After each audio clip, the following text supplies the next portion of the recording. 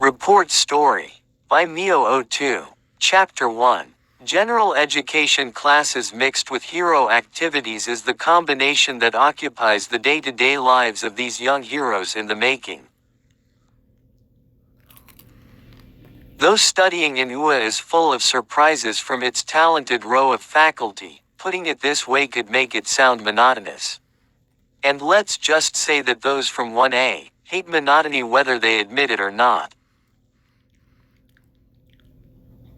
Perhaps, with several to most of them having first-hand experience, even just a glimpse, of what the real world for pro-heroes and villains look like, the preparations that they must undergo to survive means something more than their curriculum allows. Each of the class's students has their own way of leveling up their game, and for Izuku Midoriya, it is his evening training that gives him the opportunity to grow more. If he wants to be the master of this power handed down to him, he has to improve more than anyone. He has instilled this seed of thought in his mind all this time, and it continues to grow its roots deep and extend its branches wide. More than a simple thought, it is his core in training. Gazing at the dark blue sky, with the moon watching over him again, he breathes deep with a smile. UA's dormitories and facilities are made to give them the growth that they all need, and that is why his after-class training is always fulfilling for him. The grounds are perfect for him to test out the giant waves of his quirk. The gym and common area of the dorms are there for his basic maintenance workout, and the atmosphere of the campus itself with everyone on board for their dreams of being pro-heroes greatly motivates him. He is just so glad that everything that is happening in his life, though he started at rock bottom and he is still far from the summit, is still filling every inch of him with happiness and warmth. However, even if they share the dream, perhaps, this feeling only exists in him, when he started quirkless. Izuku takes a seat on the grass and grabs his pen to fill in his notebook with more observations and challenges.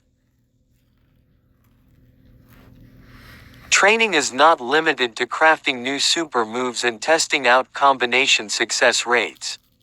With the massive one for all in his body, he cannot just rest and be contented with what he has in his progress, despite taking pride in it. After all, this quirk passed by the All Might is not a static kind of quirk, and it has surpassed his expectations so many times. He has to be prepared for the unexpected. But at the same time, he has to keep in mind the limitations of his body. He has been so reckless in his pursuit of heroic victories and by placing justice in his own hands for the past months. But he knows full well that he cannot be a pro-hero at all if he completely destroys this very vessel. No, he must stop looking at his body as just a vessel for one for all. He has to acknowledge that he has to take care of it because it is his own. He looks at that mark on his right hand that extends to his arm, the mark that reminds him of what permanent damage is and what a dangerous world they live in. The face of his mom flashes in his mind as he makes a fist, now more determined than ever. The path of a hero is not all about victories over villains. That is why he must get stronger to be able to continue living. Okay, time for a cool down, he says and starts standing and stretching upon closing his notebook. It would be bad if Tenya suddenly yells at him for missing their curfew. After all, he forces a smile despite that sigh escaping his nose. The wind comforts the ache of his body as he feels his muscles relax bit by bit. Some rustling in the grass catches his attention as he twists his torso to look back to see who it is. He doubts it to be their class representative, though, since Tenya would be the type to yell before he even gets near.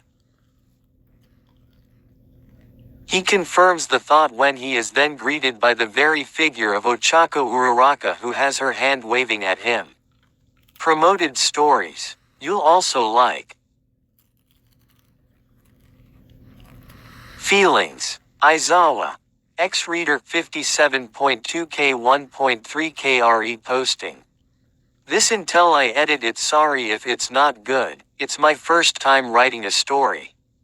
You enroll at UA and you have multiple quirks you are really good at using, why? I am, sequel of, UR check mark 69.5K 1.8K. This book is the sequel of, You Are So Better. Read that first before going here. Tears of joy, thank you to that one reader that suggested this title. I can't see you sad face, but thank you. Hurt cuz I love you to death. Izuocha, huh? 0.8.8K 141. Class 1A is now Class 2A and is working to be better heroes due to events that had happened before. Deku has gotten strong feelings toward Uraraka during the summer as her prince from the underworld, half demon is. 0.25.9K 450. It's basically the same story as my succubus Momo x Deku story.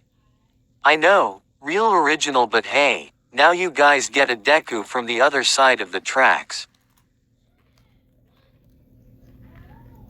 Not all heroes wear capes. Some just have 8.42.9K 1.4 kilo. Everybody. This is a suicidal, depressed Deku book with Dadmik. Will their bond grow? Will Mike fuck up? Will Izuku try to kill himself? Find out yourself. Number 1 Radio. The Kings and Queen Yandere Wakfu X Reader 57.8K 1.8 Kyonder. Wakfu X Reader. Images do not belong to me unless stated. Wakfu does not belong to me, it belongs to Enigma. This is being rewritten in another book on my profile. Zero Deku Onishots 31.5K 798. Because of circumstances, this book won't be continued, unfortunately. Feel free to check out my other stuff. Thank you for understanding. Hey, Deku-kun. Hi Uraraka-san, he manages to say and proceeds on stretching his arms and shoulders first before fully turning to meet her. Did you need anything? He asks and wipes the sweat coating his skin with the back of his hand. He should probably buy some sweatbands. Sorry for disturbing your training. Don't worry, I was just done. I'm just stretching now, he says, smiling, as he lifts the round collar of his white shirt to wipe that sweat drop on his temple. Subtly and hopefully she does not notice, he gives his shirt a short sniff, a bit conscious. He has been training for hours, after all the rambling thoughts inside of his mind distract him to not notice the lass's conflicted expression as well. May I help you then? He finally hears. If they are in class, the answer would have been natural. They have been partners in some training exercises and have attended to one another for basic stretches. Though he has been always more mindful of girls, especially that of Ochako, physical contact in his hero mode is not really bothering him at all. It is especially a necessity when it comes to rescue missions. But with just the two of them under the night sky, in clothes that are not their uniforms, somehow, he becomes conscious, and that is not because of being sweaty but something entirely different. It gives him a sense that they are not heroes right now. He swallows and keeps his focus back. It would be rude to say no to her. But would it really be alright when he is all soaked? Hero mode, he reminds himself to tuck those thoughts away. Alright then. Thanks, he manages, a bit of that red staining his freckled cheeks. Ochako then pushes on his shoulders, as he sits back on the grass to stretch his arms to his legs, and also his back. She places her weight gently through her hands as Izuku bends down. She makes sure to be careful by letting her pinkies avoid touching him. So, Deku-kun. Yeah, Izuku asks, still bending, his voice in a bit of a stretch. Well, she pauses and somehow it makes his heart pound. Is she troubled? He sure hopes she is not. Unable to see what expression she is wearing, it suddenly makes him nervous. He could only let his eyes settle on the grass that possesses the same color as his hair. As someone who is used to observing people and even noting down different details and information about them, not seeing her right now makes him anxious about what she has to say. He could only rely on his ears right now. He feels the fatigue and tension in his joints and muscles crack down in the position, but the weighing concern in her silence pulsates in his nerves. But she finally speaks before the worry breaks him. You're really amazing. For a second, he forgets how to breathe. What did she say? This is not really the first time for him to hear her say that. Being his very first friend on campus, she has been very vocal on her views on him, while his humility usually rejects these, and that really makes him thankful and embarrassingly nervous at times. She is one of the reasons why he is slowly able to build some form of confidence in himself. She has always supported him through different means. But hearing her say it again, with no one around, without seeing the face she is making, he is not sure what to tell her. Uraraka-san, She suddenly screams and he still could not tell what is happening, but he feels her weight double, no, triple, and the gravitational force just catches him off guard and pounds his face to the dirty ground. Arumph. Wa. I'm so sorry, Deku-kun, she immediately says and helps him up. Ochako's days get a different turn ever since that night with Gunhead getting in touch with her.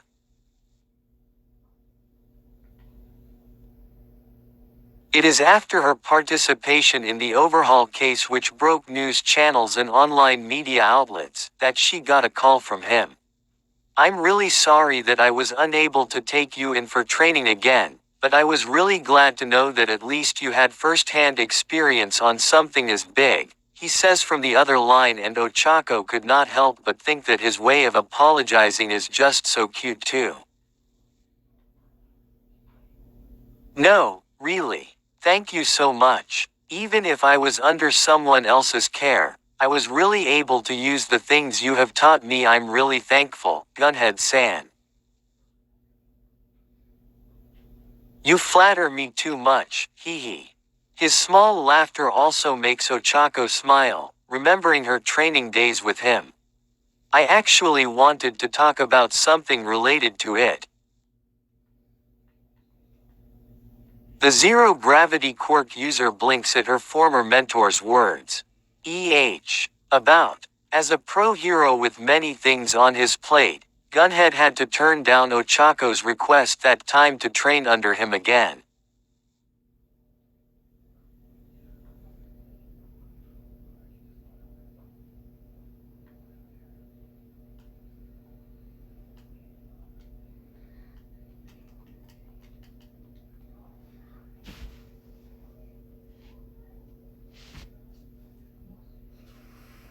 However, one of the things he regrets is that he forgot to contact her again and give her some tips on the areas he thinks she has to focus on. He has seen her potential and is actually more than willing to train her again. That is why he kept some notes on her, but it is just a mismatched timing for both of them.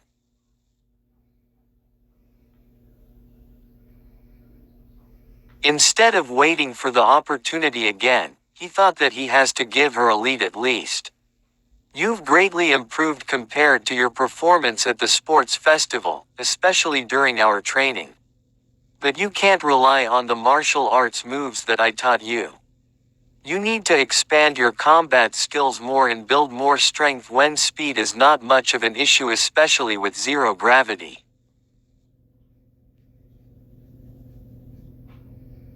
Ochako nods to everything that Gunhead has been saying. Indeed, she could not have said it better than him. Although her training with him has really helped her improve different areas in her combat abilities, as proven by how beneficial the moves have been for her when the situations called for it, deep inside her, she knows that she still has to upgrade these. Being a hero is an ongoing process and she cannot be satisfied just by progress. She has to continue improving. And though she looks forward to different things outside a hero's life, she is actually drowning herself in thoughts of training. Lately, she is considering long-range stealthy attacks, but she has yet to think of what kind of training can materialize that with her quirk. She furrows her eyebrows but agrees with the pro hero.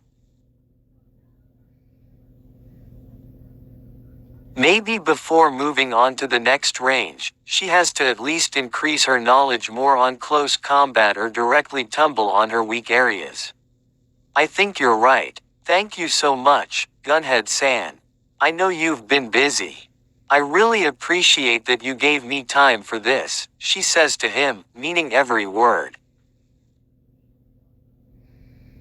Don't mention it, Uravati. Hearing her hero name makes her heart swell. It makes her realize the changes in her routine and mindset ever since her defeat from Katsuki Bakugo. Hearing it from a pro hero puts a large smile on her face that is hard to suppress because it makes her feel that she is a professional too, rather than a student.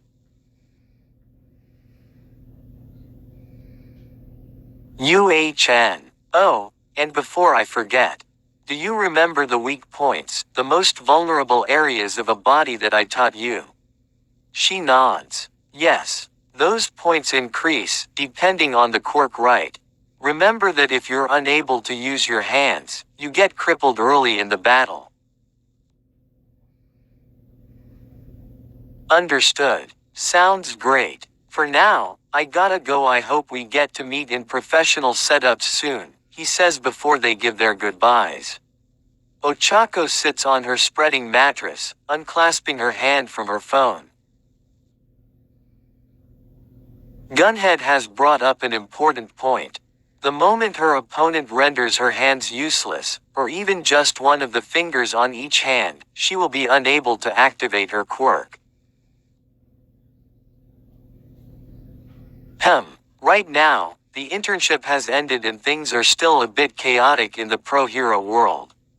Though UA has the classes and the facilities made for them, the training she needs right now involves someone with watchful eyes and someone who can assist her.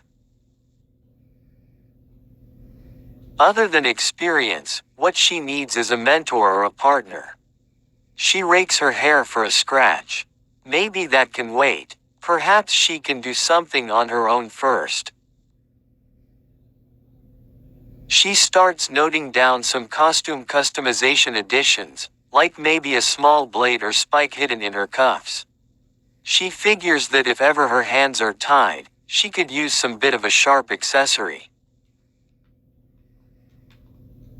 She, however, realizes that it would not work on metal or tougher materials or even energy-binding forces.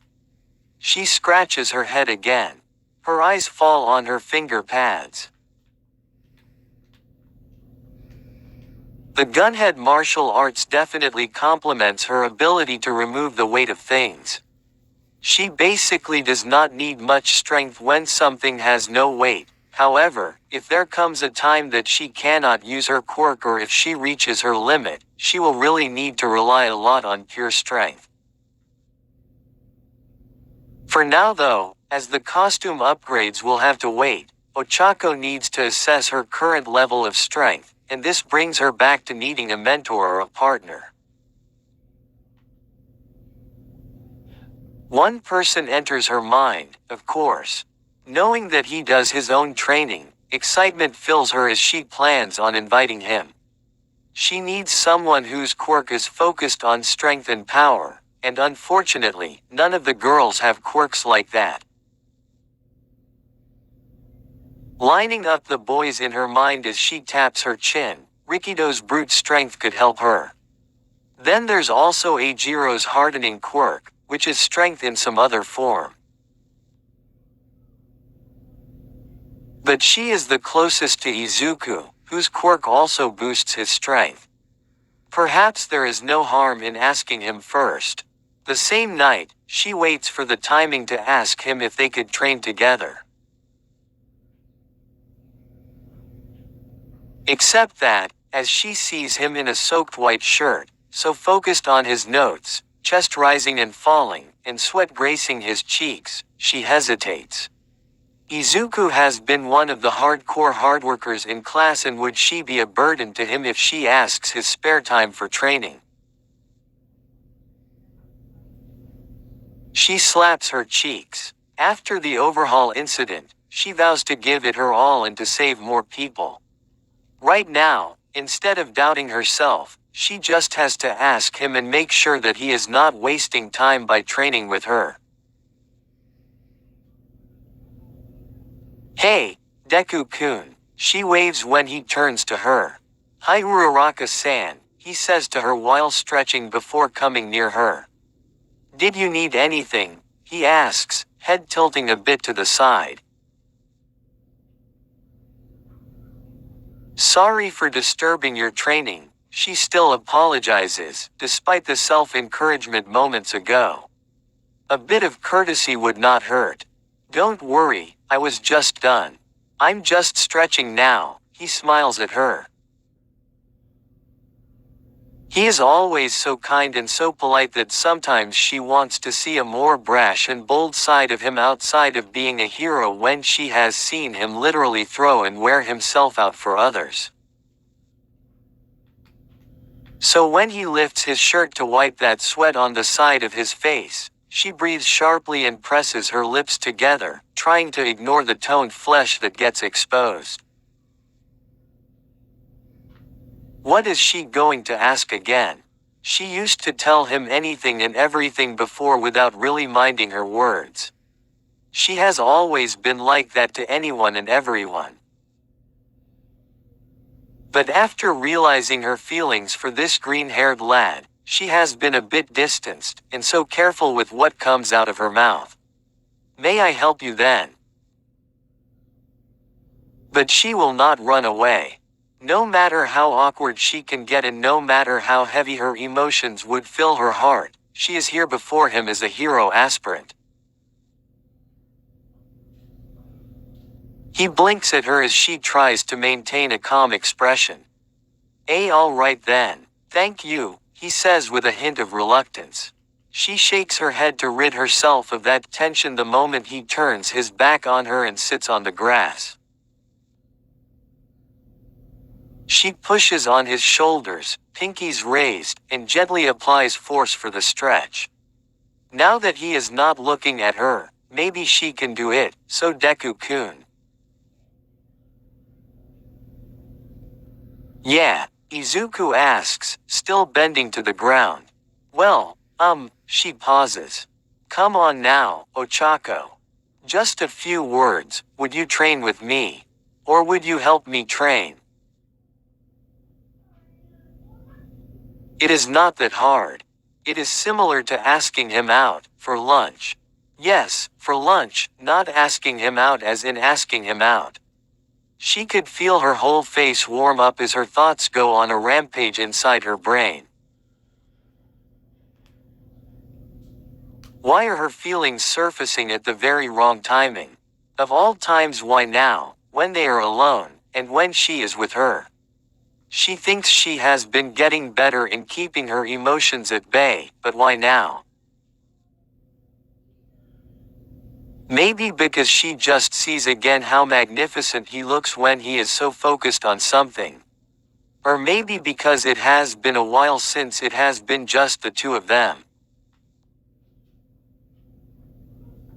Or is it because of the sky that is just so beautiful, especially with the moon peeking right at them, which almost makes this moment all perfect? She is never the romantic type until Mina suggested an answer to that stirring in her heart. "You're really amazing." The words escape her mouth without her knowing. Yes, he really is amazing. The more she thinks of her feelings for him, the more she knows why she has fallen for him. It is futile to deny everything when this person right before her is an amazing person. And it is not only her, everyone can see how much of a wonderful person he is. Wait, this person right before her. Uraraka-san. EHH. Hearing him suddenly brings her back to reality. Her fingers touching his heated figure, and the way his skin vibrates when he speaks makes her realize that this is the reality. She accidentally activates her quirk, brings her full weight on the weightless him, and smacks his face to the ground. Arumph. W-wa, I'm so sorry, Deku-kun.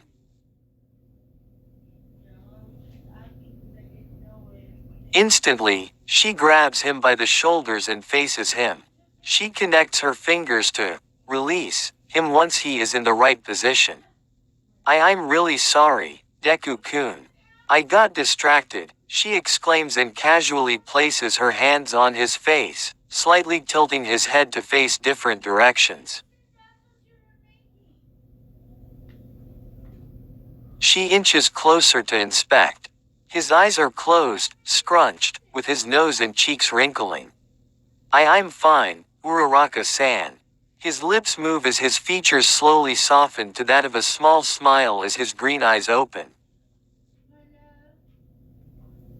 When she sees no broken nose, no bleeding or cuts, and just dirt, she lets out a relieved sigh.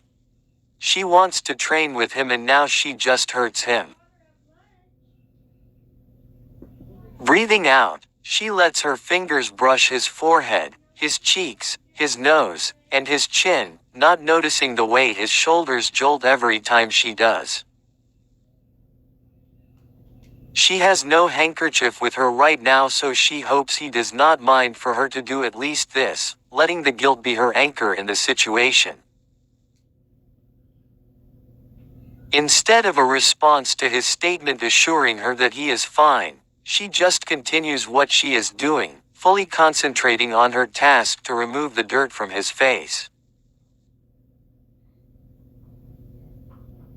"You Uraraka-san," he says, voice shaking a bit, cheeks flushed not because of his face hitting the ground, and then raises his left hand. It is her time to be tense when she feels his fingers wrap around her right wrist, while her other hand rests on his neck. Their eyes lock gazes. They might have known each other for almost a year now, but they never had this chance to just stare into each other's eyes, taking in the colors and how well these matched their respective hair hues. Both sets of orbs are illuminated by the moonlight, though the shadows hide the other side of their noses and faces. They stare at one another, feeling warmth inside of them, not really the shades resting on their cheeks, but something building deeper. Neither dares to look away, not when they can clearly see each other and when their faces are just so close. "Midoriya-kun, Uraraka-kun, there you are." A roaring voice comes from afar, which makes them immediately separate from each other with chills crawling under their skin. They stand straight, as rigid as poles. "We must go back to our respective rooms as curfew is here in 9 minutes and 31 seconds, Tenya says, balancing the task of running to them, looking at them, then his watch, then back at them.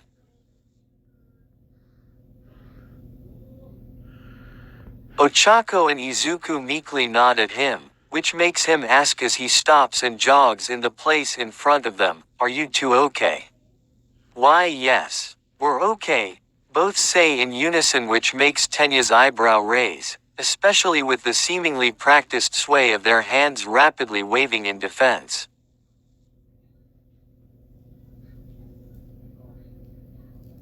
Without exchanging any more words, the two then get back inside and back to their pads under Tenya's watchful eyes behind his glasses. Hours later, laying down on her mattress with her blanket over her figure, she really could not fall into a slumber when the moonlight seeps through the windows of her room and reminds her of that moment she had with Izuku under the moon. But despite the lingering warmth on her hands and chest, Ochako is still determined to ask, so she lets her fingers do the tapping since she could not sleep anyway.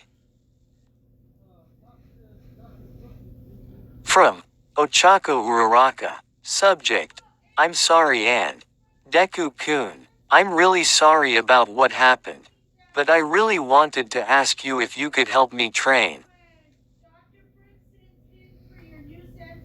Perhaps this is also her chance to somehow pay him back. On another floor, Izuku lies awake as well, unable to remove that image of Ochako, so close to him, her hands on his face and his neck. Every time he closes his eyes, he ends up remembering how beautiful her eyes are and how that worried expression for him also suits her face, though he prefers her smiling at him. He tries to erase those thoughts anyway. His heartbeat almost stops when his phone flashes to a message from the very girl he has been thinking about for hours. Forcing himself to settle, he opens the message, greeted by a favor from her, which is something really rare. This is not Izuku's first time to receive a message from Ochako, but this is definitely a first for her to ask him a favor.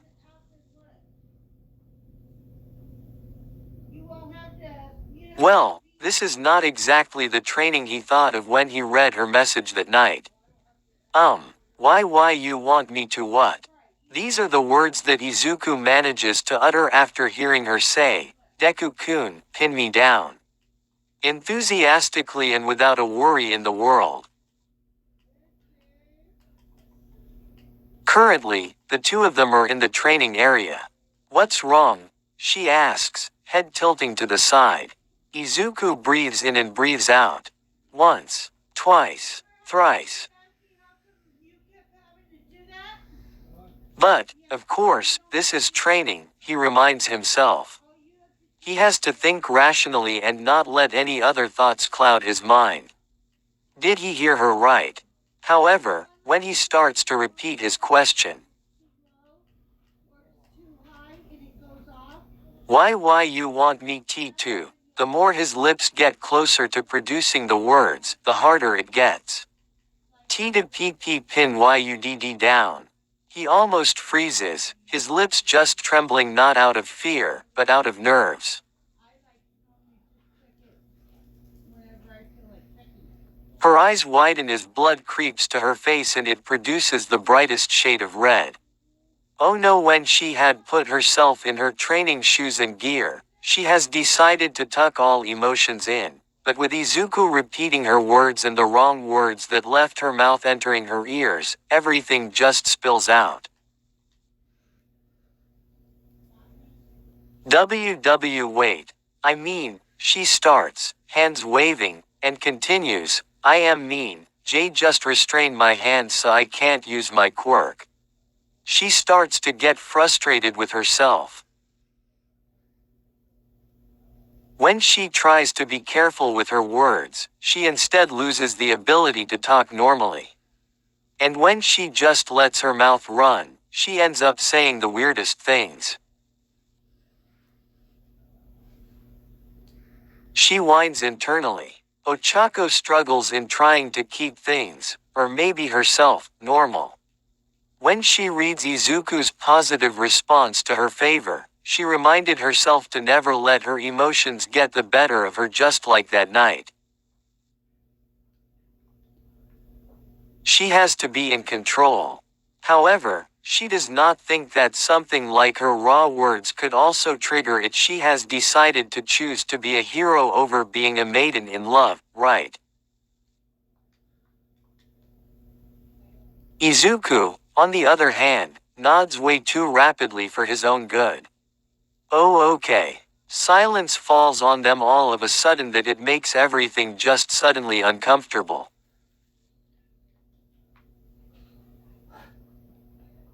But when Ochako says with all her might, "I'm ready," and brings her arms forward, Izuku picks up the call that this is training.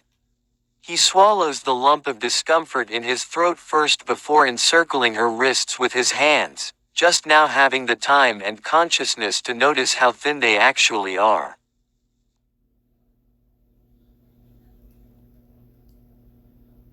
Deku-kun, she says to get his attention. I want you to restrain me so I can't use my quirk on you. I asked for your help because your quirk enhances your power and your style is mostly close combat. Though gunhead martial arts have really helped me in this area, I think it's only because I get the upper hand by getting the first move. She opens her hands to show her palms and closes it again to fists. However, I've never been in a situation where the opponent aims to stop me from using my quirk. Or that I'm caught before I could move. Izuku follows soon on her intent, then slides his hands to her hands instead, his palm touching the back of hers, and his grip securing her fingers tightly. Then I'll do it this way, he manages to say, ignoring the smooth of her skin and the fact that his hands just rubbed his way through. The softness of her hands seems to want to distract him, but he succeeds to keep his focus. Hero mode, he reminds himself. Right now, they are heroes in training, and to be honest, he enjoys talking like this with her. He is a bit worried the night before when her distraction ended up putting him flat on the ground. The training must have been stressing her out that she ended up not even being able to control her quirk. Right now, he is just glad that he can help her in any way he can. She has helped him several times in the past and he is not sure how he could return all of her kindness. She may also think that he is not training when he is only helping her, but observing whatever is the outcome of this exercise is definitely something that will also make him improve, he knows. Perhaps, he could pick up defense pointers if he gets to fight someone who knows martial arts or someone who also uses their hands to activate their quirks. Ochako nods. Izuku's choice to trap her by holding the back of her hands works well, since this way she cannot touch him with her finger pads. However, you need to tighten your grip, Deku-kun. This time, he hesitates. Though he understands the point of this training, it would be bad if he puts too much pressure on her hands. If his quirk can break his bones, what more can it do to others, especially to one's fingers?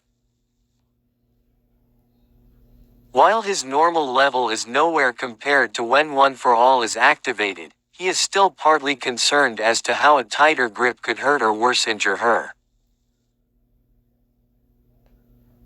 She is using his strength as her point of measurement, which could be risky if he makes a mistake. Already seeing his thoughts seeping out of his face, she tries to flex her fingers.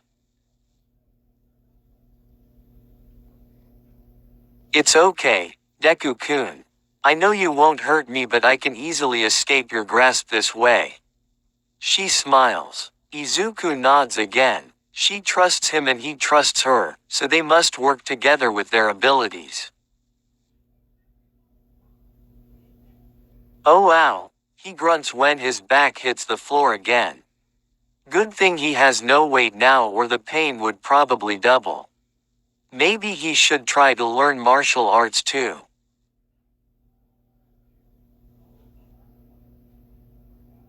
As Izuku starts muttering, Ochako is smiling, glad that she chose him.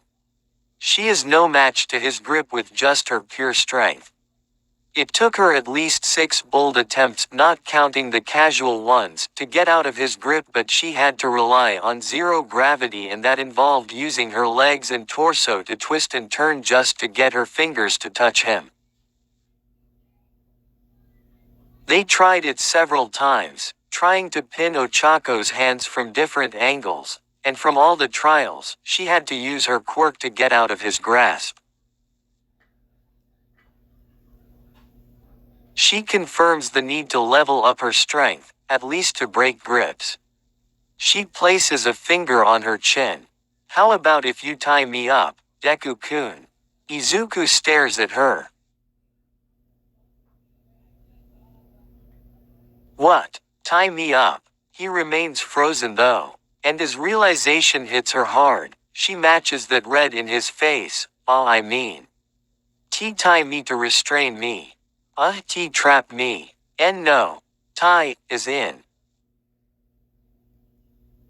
Why are no correct words leaving her lips? She screams more synonymous requests, but they both end up dyeing themselves in more shades of red in every try. Why does everything she says sound so wrong? She decides to give up when both of them are already steaming and probably beyond help. She has to get back her focus though. A hero never gives up. How about you try to restrain me, but my hands should be above my head. And maybe you can try stepping on my feet so I can't really move. I feel like I'm cheating when I move around. Though she has phrased it fine, both of them did not know that its execution is more embarrassing than the other words and phrases she has brought up earlier. Her back is pressed on the wall, arms constrained upward with his right hand trapping both of her palms and fingers while his left hand is on the wall for his own balance and support. His left crimson shoe is over her shoes, her feet flat on the ground. His full cowl is activated, the green light enveloping him, just to be sure to increase the strength in his hand and foot. It also lessens the stress in him that he might release too much power. As Ochako struggles to get out of it, her heart also struggles to calm down. This physical proximity is something she did not really see to happen. And the worst part is that she is losing strength in her knees, not because of his hold on her, but mostly because of her lack of concentration. She is pretty sure she was focused moments ago on the task, but looks like her narrow vision on fulfilling the task eventually missed this possibility.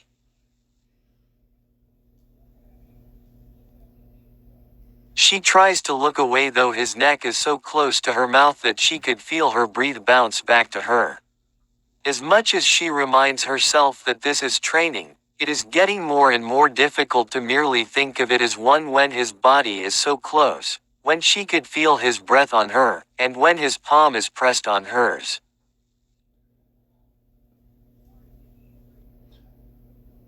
She was fine a while ago, so this really upsets her.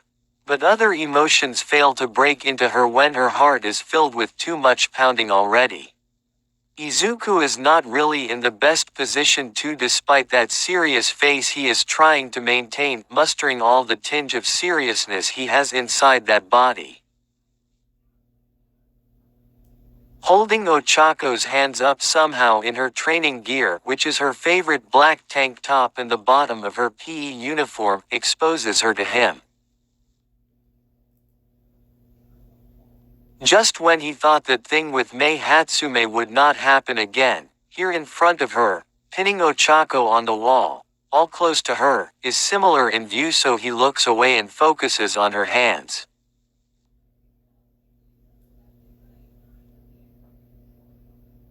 But now, he cannot help but recognize how soft it is, and he could just feel her breathing on him. Just when breathing is supposed to be a non-voluntary action of the human body, feeling that warm air from her nose brushing past his skin makes him so conscious and makes him believe that breathing is something consciously checked and done. If he stops thinking for a moment, he just might die. Forget all those villains who almost got him. This very situation could be the death of him, sandwiched with that rushing knocking in his chest. He tried turning his quirk on to remind himself to focus on this training, but he just knows how distracted he is. He thought that the current task is to help her and well learn from her discoveries. But given his current state, more than observing her, it looks like he needed this training too. Mental training, that is, he needs a mental armor against distractions because right now he is failing. So bad. Izuku may have his grip on her, but his grip on his focus is on the verge of crumbling. The small distance between them and the feeling of her struggling under him. It is really killing him. It may be weird, but the feeling of being really close to her despite that tiny space between them is more wrecking than when May was palming his figure back at Powerloaders.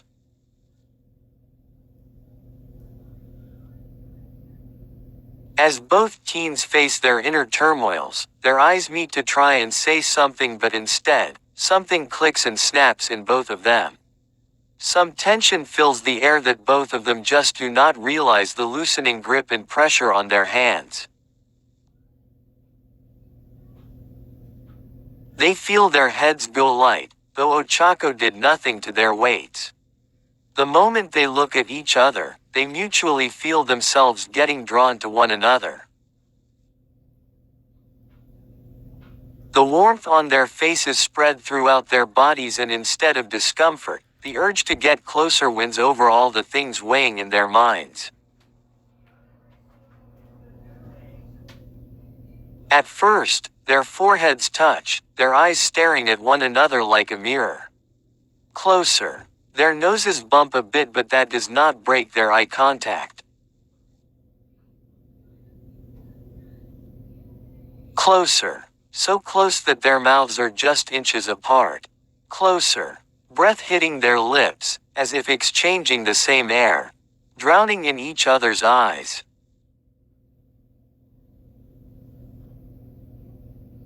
Yu Uraraka-san, D Deku-kun. And then an alarm rings and Ochako finds herself opening her eyes to the color of her ceiling.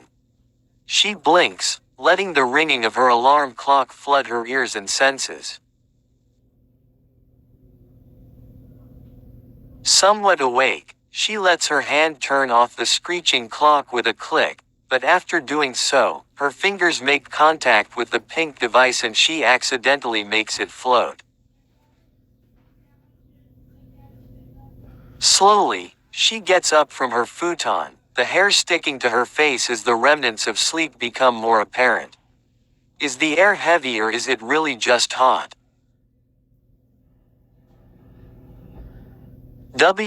What? She manages to say, feeling the dryness of her throat and the dried up sleepy tears at the corner of her eyes. She looks around and sees her notes scattered on the floor. It seems she fell asleep while planning the additional costume accessories after that talk with Gunhead. She looks at her notes and notices the new training regimen she plans to have. Oh right, I was thinking of getting a partner and asking Deku-ku. Closer. Their noses bump a bit, but that does not break their eye contact. Closer. So close that their mouths are just inches apart. Closer. Breath hitting their lips, as if exchanging the same air. Drowning in each other's eyes. Yu Uraraka-san, D Deku-kun. Her already wide eyes enlarge and all she could do is scream as she runs around the room, her bare foot hitting the floor with loud thumps and the floating clock moving around. Panic overcomes her as she tries to rack her brain for all the details. Which of it was true? Which was a dream? I can't believe I just dreamt of KKK, yeah.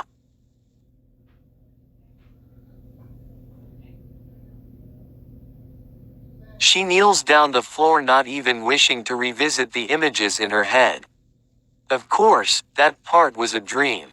Trying her best to recover, shaking hands grab her phone as she tries to check for the recent messages, and a soft sigh of relief escapes her mouth when she sees the draft message.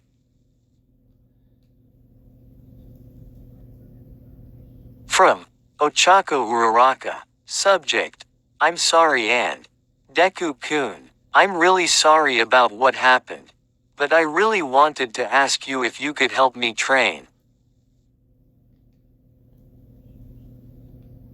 I didn't send it. Okay, yeah. I didn't. She pants as she tries to calm her heart hammering inside her chest and that pulsating in her temples from getting up abruptly.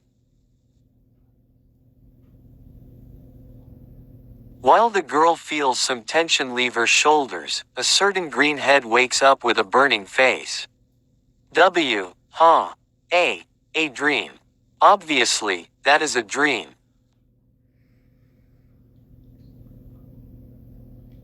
Izuku smacks his hand to his mouth as his eyes stare widely in space. His green pair might just fall off any time. Both sets of orbs are illuminated by the moonlight, though the shadows hid the other side of their noses and faces.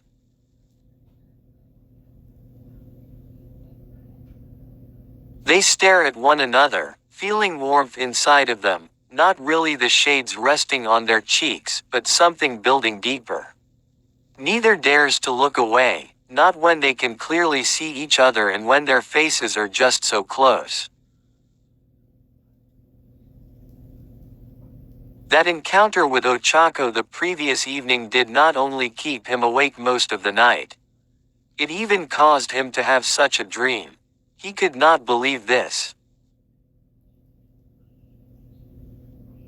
He sinks to his blanket and places a pillow on his face. Indeed, if something in his dream is actually true, that is that he really needs more mental training.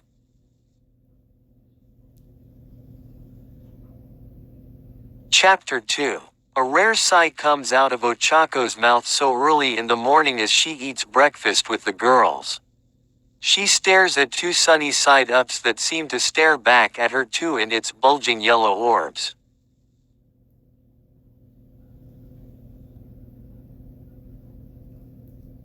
It would have made her smile on a normal occasion, as it is silly, but it did not. Is something wrong, Ochako-chan? Suyu asks. Her closest friend in their group always notices if something is wrong with her, but right now, judging by all pairs of eyes looking at her, she is just simply obvious.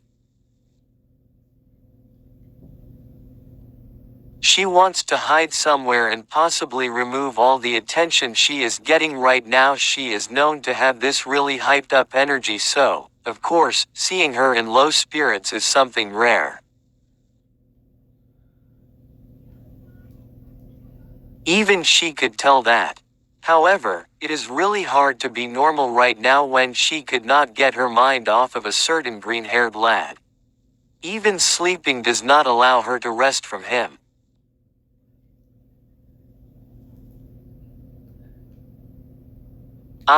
I don't know. Sometimes, I guess I just wish I could become a child again, or something.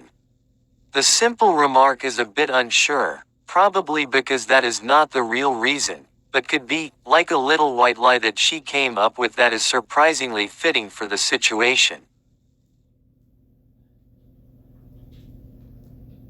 That simple remark though gets the attention of her female classmates, without her knowing. Her morning has really been too draining already because of that weird dream of she and Izuku almost kissing.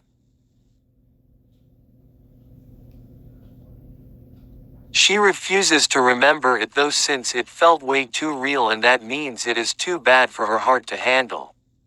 The image of his emerald green eyes and his unruly hair that matches the same color is burnt in her mind already. Not only did she see it up close the night before when she tried to check for any injuries on his face, but she was even reminded of it through a dream and on a different circumstance.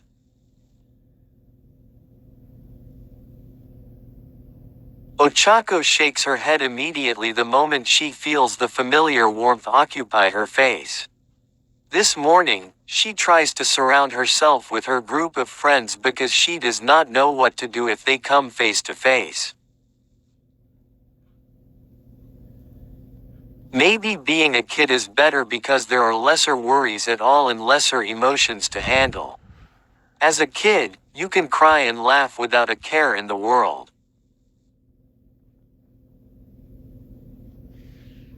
A kid can just be honest and the people would find it cute and even endearing. No awkwardness. No problems. No emotional turmoil. Life is simpler in that context. Not that she hates growing up, of course, she loves being able to experience all these things that only time passing could bring. Growth means progress in a lot of aspects. As someone who aims to enter the world of the professional heroes, progress is like the lifeblood of that world. They all fight for justice, for what is right, and that in itself entails a look into the future. But then sometimes, it would be great to at least just take a break and forget about heroes. Forget about villains. Forget about battles. Forget about titles.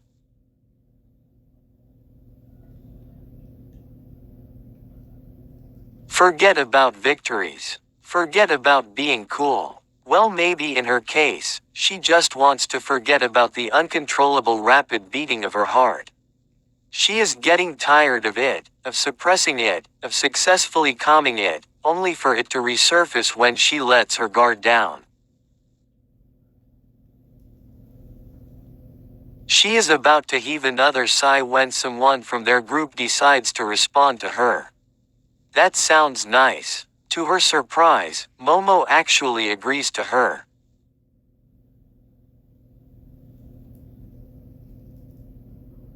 As part of the girls' squad of the class, Ochako could not say that they are the closest, but they have a good relationship. Momo is, after all, a really kind lady. She thinks of her as a lady because a girl might not suffice, just like the rest of the class that is filled with students that are dear to her.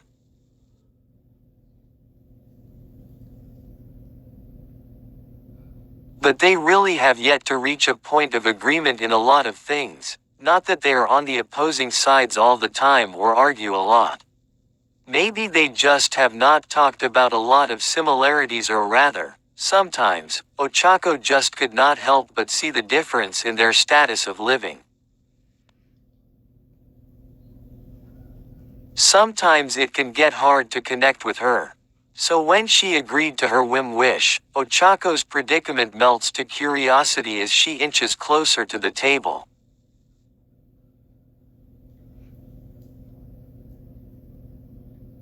You think so too? Momo nods. I kind of miss lady training when I was younger. I miss the feeling of trying something for the first time. Of course, I can still learn other things now, but I think there are fresh feelings when you are still a novice.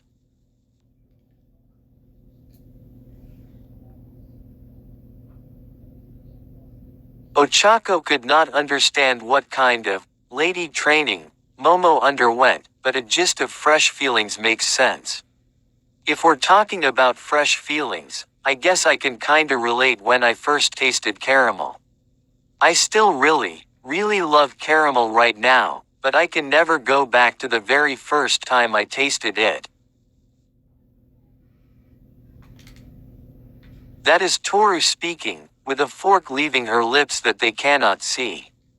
Suyu chips in, I don't think Yaomomo-chan was talking about food, Toru-chan. Toru probably pouted, but they could not confirm until she just whines, grabs her phone, shows them a pouting emoji, and says, "My face right now," which elicits a lot of laughter from their group.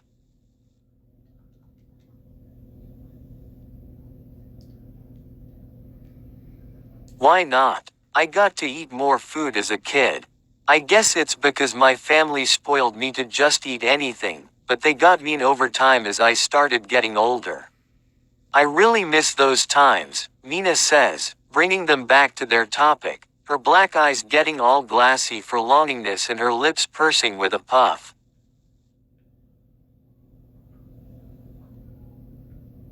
Kyoko looks up, trying to find things in her memory. It's not that I don't get you guys. It's just that, my parents still treat me like I'm a child now, so I don't see much difference, she says, sighing.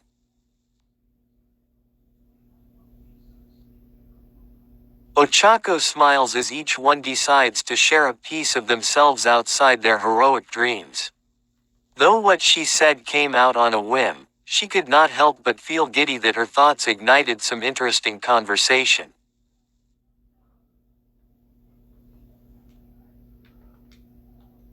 She giggles, now being able to bury the worry at the back of her mind. I think this isn't really a good idea. Panic engulfs Izuku as a monster in the form of Mei emerges in front of him, crawling to him, a cookie in her hand. What are you saying, Midoriya? We won't know if it's a good or bad idea unless we try, she says in that tone of hers when she is excited for something.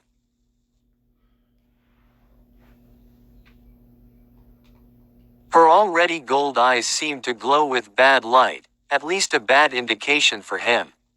Izuku squeaks an eek as she inches closer, his bottom glued on the ground and his knees trembling too much to be able to stand up.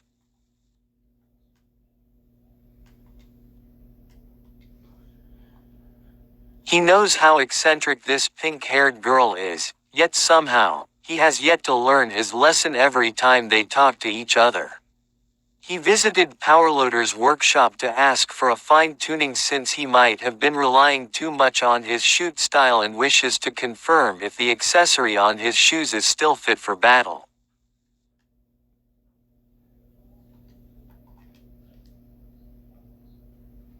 Not that he doubts the quality of Mei's work, but it is always best to reassure how your gear is. However, when rarely, Mei is looking a bit worried, he could not help but ask her what was wrong, to which she responded that she tried baking cookies for a mutation-type quirk user who asked if it is possible to have his upgrades to come in food form. Mei said that she has never cooked or baked in her entire life, but agreed to help that quirk user just because failure is the mother of invention. Which means that someone dying could be the birth of new information. Is that what she is saying? His horrors soon come true when her golden eyes sparkle more and zoom in at him. Have some, she says in a straight tone, not giving him any windows for refusal. It is as if he can never make a choice in this situation. Why you want me to taste it? Shouldn't she be more worried if it's edible or not? This brings him back to the current situation, with a horrified Izuku failing to get up and run when he is just too frightened. Someone like him who has stubbornly brought himself in danger in the front lines to fight for what is right may seem tough, but ironically, someone like Mei terrifies him.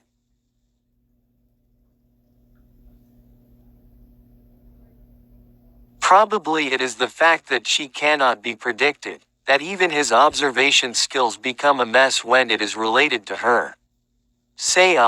Just in time, Ochako opens the door of the workshop and sees Mei crawling to Izuku, with a cookie on hand.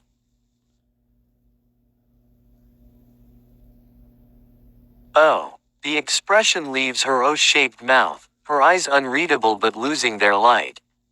You Uraraka-san. This is. The brown-haired girl stares at the scene happening before her. She wanted to get some customizations on her costume which could help her in possible situations where she is restrained or unable to use zero gravity.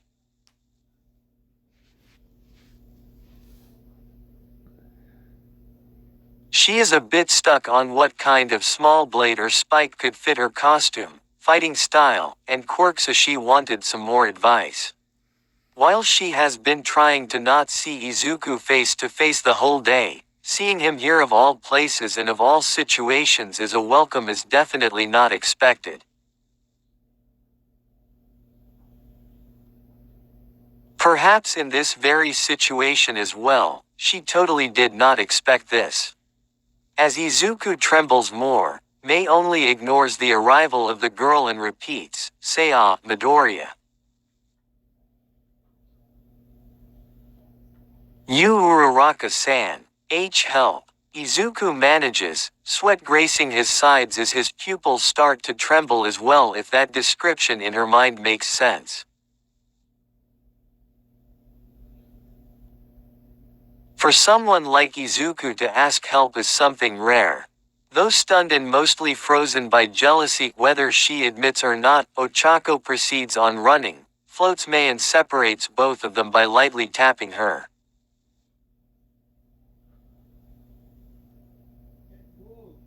This really is not the time for her to let her feelings overcome her. Also, a part of her is glad that Izuku asked for her help. This way, she can at least move, unlike the previous interactions with Mei where she is always stuck at a corner. As the pink head floats away, she drops the cookie, and on reflex, Ochako grabs it with her teeth in a bite, with Izuku screaming at the background. You ate it. Mei squeals happily as she swims in the air, trying to come close, her eyes zooming at the last this time. Ochako stares as she chews the remnants of the cookie in her mouth, then releases Mei once she gets closer to the ground. Not only is it rare to hear Izuku ask for help, it is also rare for Mei to show any interest in her. This is an odd day, she thinks, staring at the cookie with a bite mark on her hand.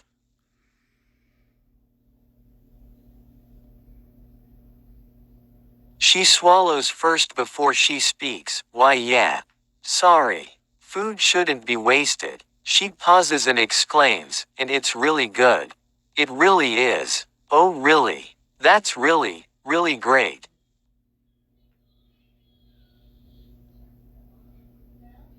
As the two girls exchange smiles, Izuku could only stare at Ochako in greater horror. Is something wrong, Deku-kun? Izuku could not answer at all with coherent words as his face makes different kinds of expressions. Though Ochako is already used to this, seeing it change every split second can be a bit amusing and confusing at the same time. Utterly failing, he turns to Mei.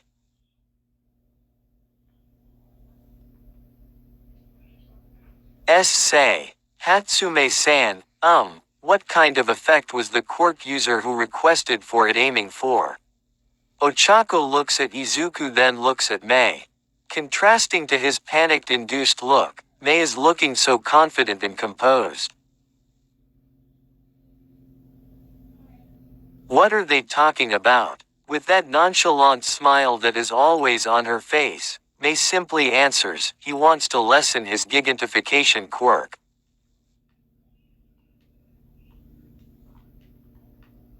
Is it me, or have you gotten smaller, Uraraka-kun? Tenya exclaims at the sight of an Ochako whose height only reaches Izuku's shoulder. Her uniform is visibly bigger than her as well if one pays attention.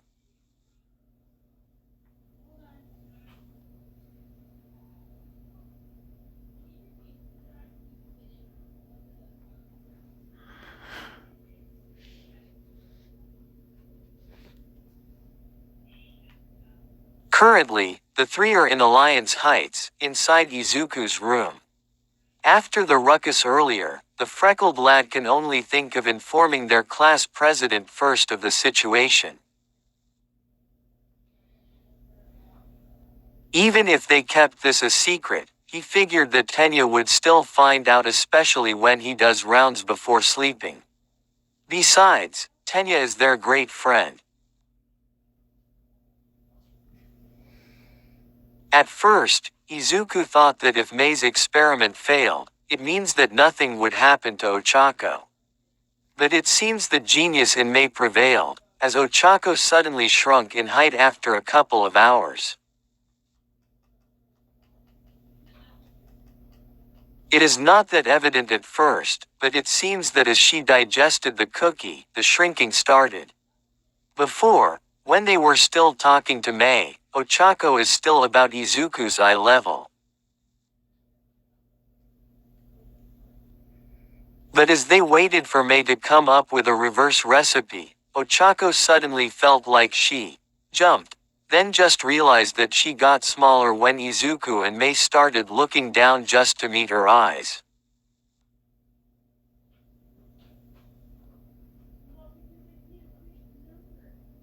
Since it's just a bite, for now, it may be unstable. Her size, that is, but this wonderful baby is doing its job, so her size will only decrease and she will not be a giant. Great news, right? I'm guessing that she'll reach a final size which she will be settling until I make a new recipe, Mei had said earlier.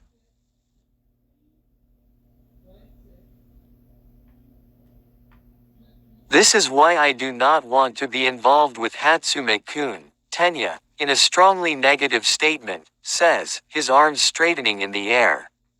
The two before him and almost everyone is witness to what Mei had done to this spectacled lad, that seeing him react that way is not really surprising for them.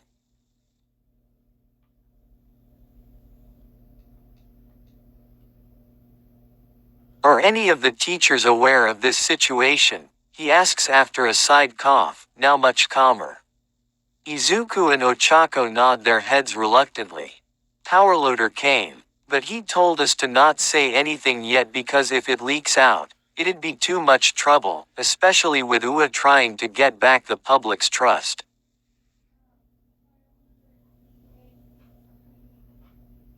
Tenya nods, understanding the situation. He is the noblest and most serious person they know, who takes the rules by heart, and at first Izuku and Ochako were hesitant to tell him of the situation because of its nature, but the former deemed that Tenya would understand.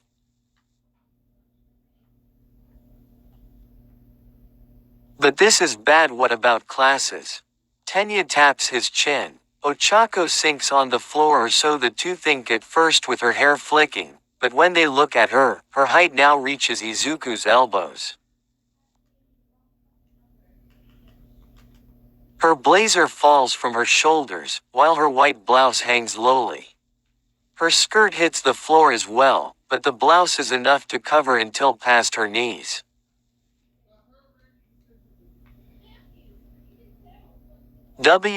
What I gath smoller. When Ochako says that, she immediately places her small hands on her mouth. Did she hear it right? Eyes wide, she opens her mouth again.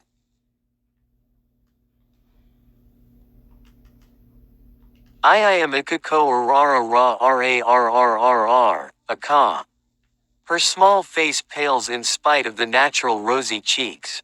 She looks at the two lads who seem like giants right now, with her eyebrows meeting in between her forehead.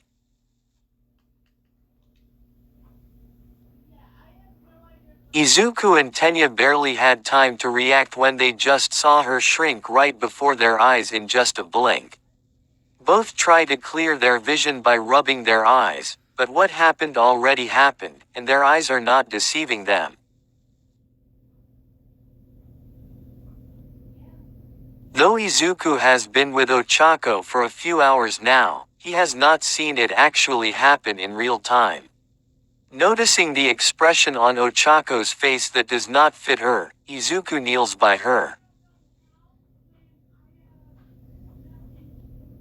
Uraraka-san, it's hard to speak like Yasuo. Indeed, her lips can move normally but the words that leave her mouth come out different than what she intends it to sound. Her voice has also gotten tinier as well. Is it because her throat got narrower? At least it is not difficult to breathe or causing her any other inconvenience that is fatal.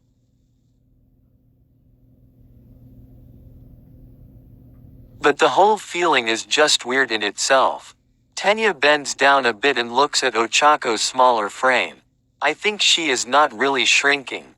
I think it is more of, her body is getting younger.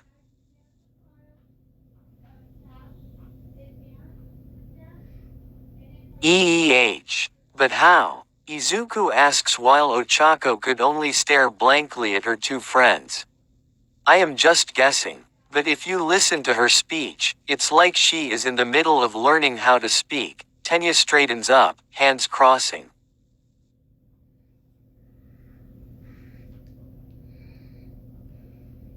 It is Izuku's turn to look at Ochako closely. Maybe Tenya is right. Ochako's size is not proportionally reduced to be a reverse of gigantification. It is really more if she became a child, so her current look must be when she was about 7 or 8 years old.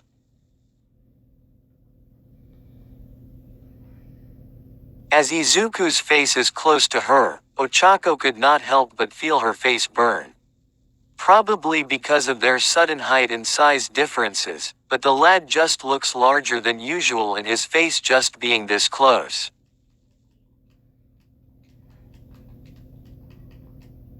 Looks so big like he could engulf her. Her brown eyes take in his features. Though she knows that he has freckles, she did not give it much attention. And are his eyes this really bright green before? Seeing him from a lower angle gives a different feeling. Unlike seeing things on the same level, when he looks down at her direction, she could actually feel that his attention is on her.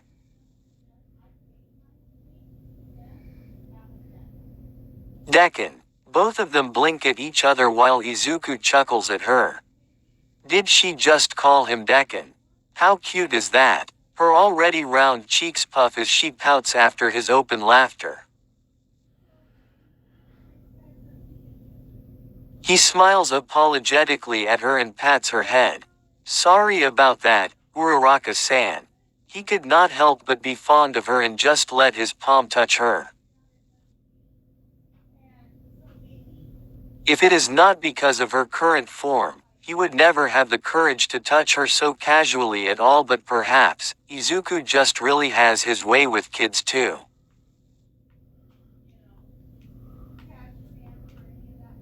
He is an only child, but it is easier to find elder figures in his life. Maybe a part of him yearns to be a big brother. Ochako blushes and stops her pouting, a small smile filling her lips instead. Though everything right now is enormous and dizzying, and probably irritating if she may add, feeling his palm on her head is foreign yet calming. He has never touched her in an affectionate way before.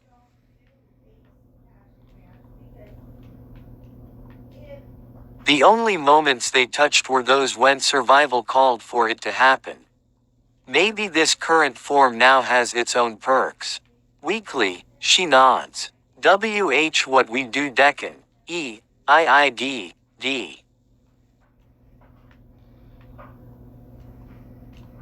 She pauses and scrunches her face, which makes the two men just stare at her attempt before she manages to say, D Decken. Smiling very slightly that he masks with a fake cough, Tenya leans down.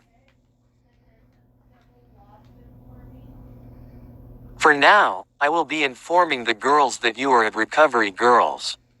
I am sure Powerloader is handling this professionally and also making sure that Hatsume-kun fixes this mess.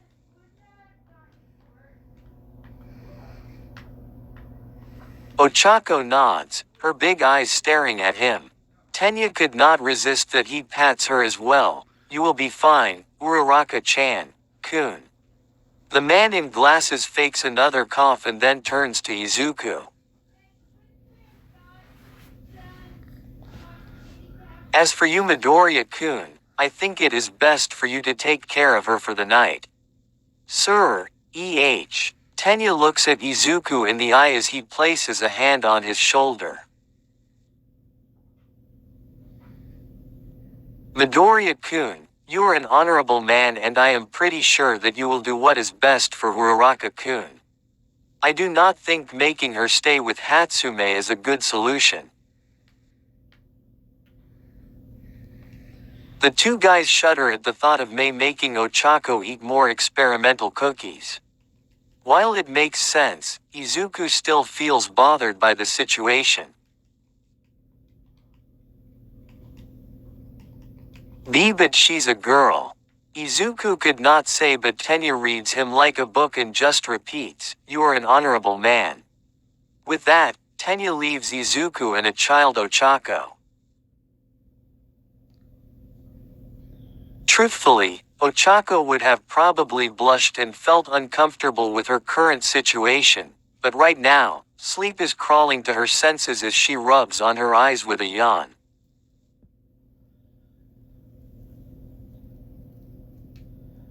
If Tenya's theory is right, her body right now, which is that of a child, is not handling the evening pretty well. She must be exhausted. Uraraka-san. You should rest, but before that, you should change your clothes first. Those words from Izuku wake up every sense in Ochako though. Right, her clothes are getting too big for her.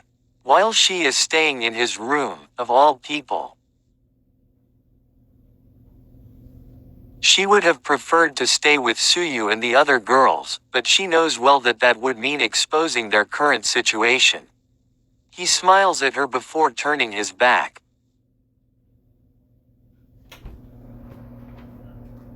She fights the heat returning to her cheeks. In a small form, with everything so big, Izuku's smile is also so big and dazzling. She places her small hands hidden under the oversized sleeves of her blouse to her cheeks. Izuku runs to his drawers to seek for the best clothing he could lend her. He figures that he can get her to wear that skin-tight shirt he has so it would not be too big. When he finds it, he blushes a bit. Oh, right, that shirt is the one printed with All Might wears skin tight, with the hero sporting his Golden Age suit.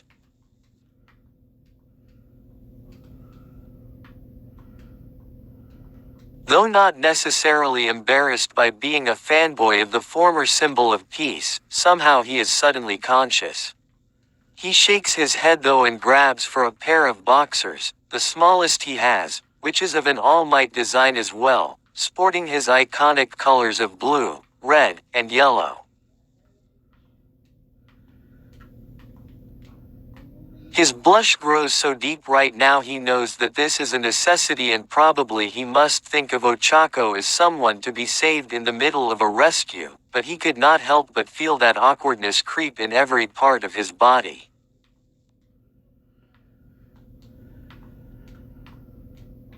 He is lending her his clothes, even his boxers. Though child in body, this is still Uraraka-san after all. After the wrestling thoughts in his mind, he slaps his face aloud, one that hopefully she did not notice, and just comes back to her.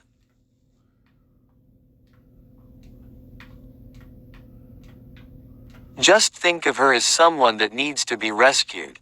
Here. Sorry, these are the only small ones I have. Others would be too big for you. I'll stay here and turn my back. Just tell me when you're done. He hands her the clothes and faces the corner of his room, tightly closing his eyes. What Izuku hates in this situation is that the moment he closes his eyes, all his other senses are sensitive.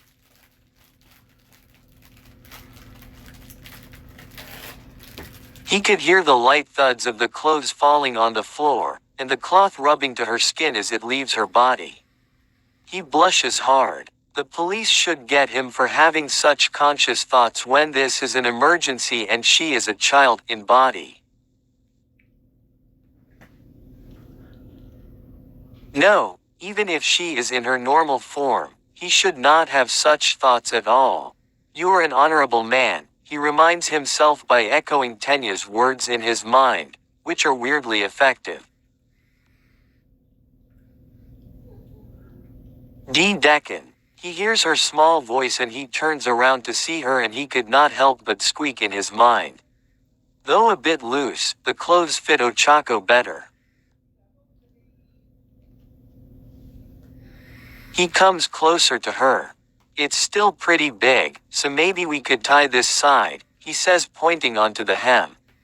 She nods and allows him to tie the hanging cloth to a small knot.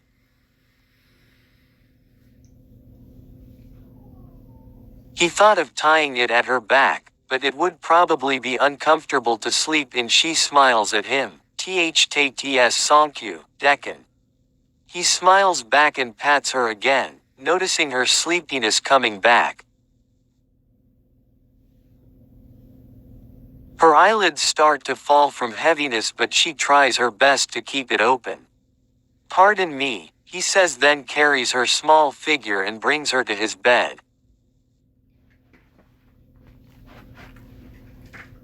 I'm sorry. His ears perk up at that.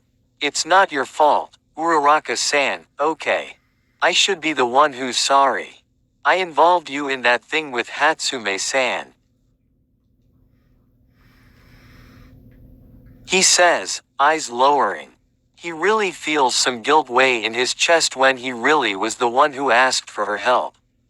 Ochako stares at him and he gives her a weak smile.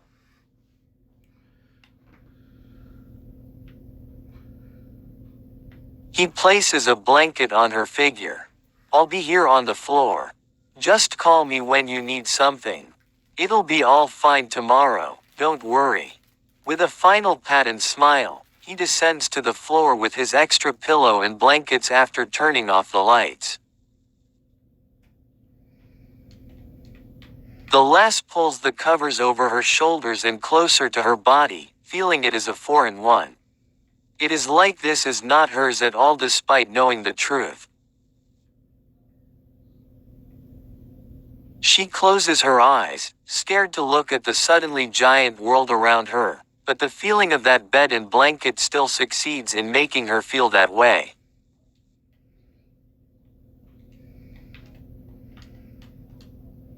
Ochako has been alright moments ago, probably because Izuku, Mei, Powerloader, and Tenya are there talking to her. But being stuck in this form, without knowing what will happen next, she cannot help but feel her hands go cold and clammy despite the warmth of the covers. She starts to tremble, as she bites her lips. Lots of what-ifs fill her mind in the silence of the room. What if she continues to shrink and end up in a baby form?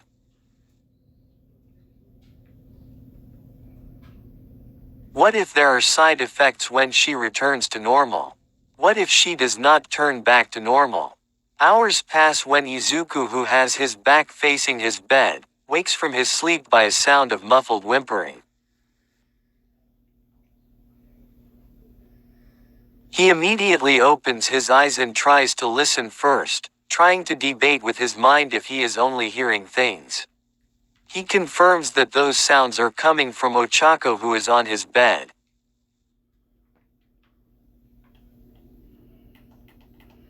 He freezes. The last time Ochako cried, he had not done anything for her. He could not do anything for her, instead, she cheered for him. He just stayed behind that door and listened to her crying her heart out.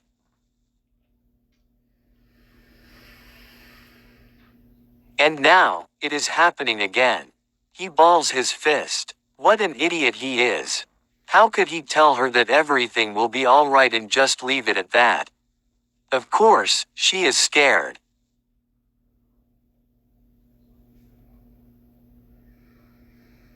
She is not in control of her body and she has no assurance despite the efforts that Powerloader and May are doing. Of course, anxiety would fill her. And right now, she is still trying her best to be strong, to hide from him her worries, when she is the one in a tight spot right now. Unable to take in the image of her crying, he gets up and hears her take in a sharp breath.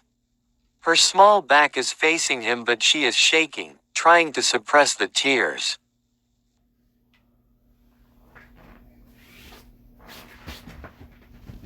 Without further ado, Izuku climbs to his bed and hugs her small body under the covers. Coming from a family of crybabies, well, he is not sure if his dad is too, but he is sure his mom is. He had learned that comfort comes from power hugs and his mom's hugs have always been the best to cure his aching heart.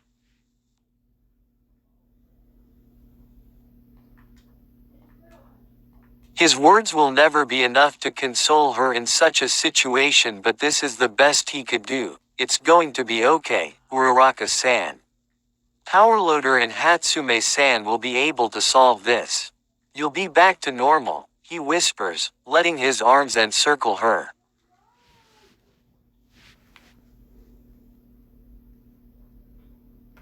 She continues to shake in his limbs and he pulls her closer, his mouth burying itself on the top of her head. And, I promise, if it doesn't, I'll take care of you. I promise you, Uraraka-san. Until you return to normal.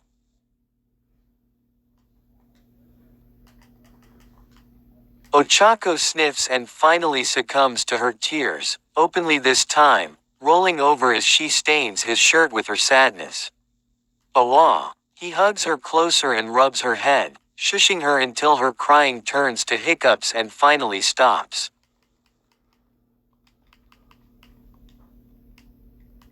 Her breathing becomes more even over time, and until she finally falls asleep, he continues to hug her. Feeling her heart beating against him, he too responds to his sleep calling, glad that she has stopped crying.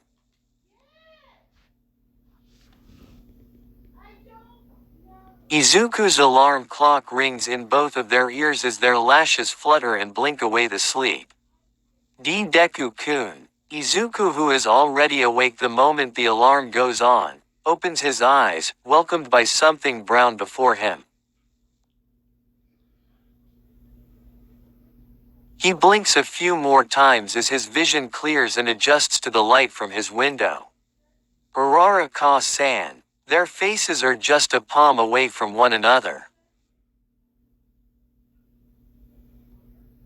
His arms are around her waist, while her left hand is on his chest, and her right is resting on his back, arm on his side.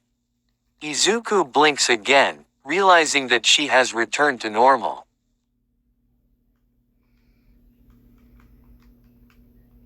Why, you're back. I'm so glad. Gah. Kyaah. His happiness immediately turns to despair after he realizes their position, proximity, and the fact that his clothes are now tightly fitted on her figure.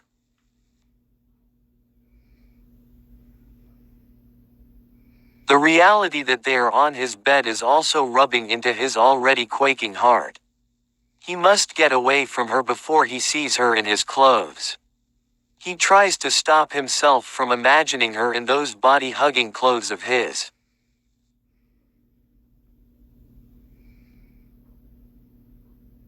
Just outside Izuku's room, their class representative is ready to knock on the door. He has received word from Powerloader and Hatsume. It seems that there is nothing to be worried about because the food's effects are not permanent and should be gone anytime in the morning. Powerloader decided to not inform any of the teachers about the happening because it might cause Hatsume to be suspended. He did say that he takes responsibility for the incident and will deal with her. Eager to break the good news, Tenya goes up a floor to Izuku's room with a smile, ready to knock, but he hears screams from inside. Before the two could even separate from one another, Tenya flings the door open. Midoriya-kun. Why are you? Their friend comes to a scene of Izuku and Ochako on the bed, bodies pressed to each other, faces near. Midoriya.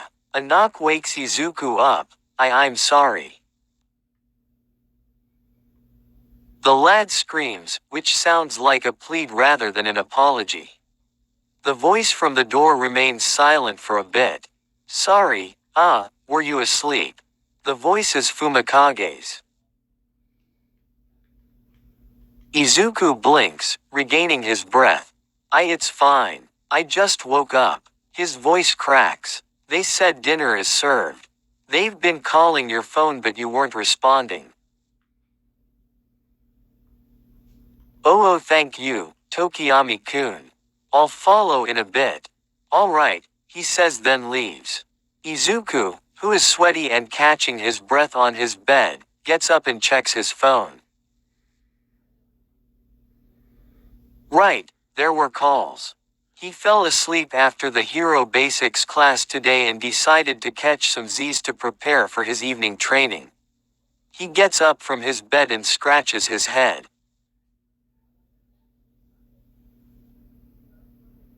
Did he not just wake up earlier? Is it déjà vu? As soon as the question presents itself in his mind, the scenes flash in his brain. And, I promise, if it doesn't, I'll take care of you. I promise you, Uraraka-san. Until you return to normal. Both of them blink. His arms are around her waist, while her left hand is on his chest, and her right is resting on his back. Their faces are just a palm away from one another. His face boils to that of embarrassment as he stares at space. That's his second dream about Ochako this week. On the fourth floor, Ochako buries her face in her pillow as she emits inhuman noises. What is happening? She said she would nap before going to Powerloader for a consultation, but the next thing she knows, it is already dinner time. But more than that. What is wrong with me? Where stories live, discover now.